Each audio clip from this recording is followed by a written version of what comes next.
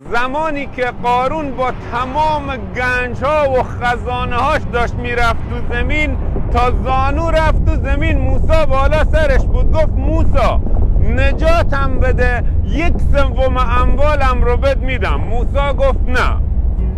تا سینه رفت تو زمین، گفت موسی نصف اموالم رو بد میدم، نجاتم بده. بازم موسی گفت نه. وقتی داشت کامل میرفت تو زمین، گفت تمام اموالم مال تو، نجاتم بده. بازم حضرت موسی گفت نه، تا اینکه قارون رفت تو زمین. خدا به موسی میگه موسی 1000 بار به تو رو زد و کمکش نکردی، اگه یه بار به من میگفت نجاتش میدادم. واسه هدفات داری به کی رو میزنی؟ داری به کی متوسل میشی؟ کافیه 1 بار از اعماق قلبت از اون بخوای. برام کامنت کن که تنها امیدم خداست. بخشنده باش. این ویدیو رو بفرست واسه کسانی که نیاز ببیننه.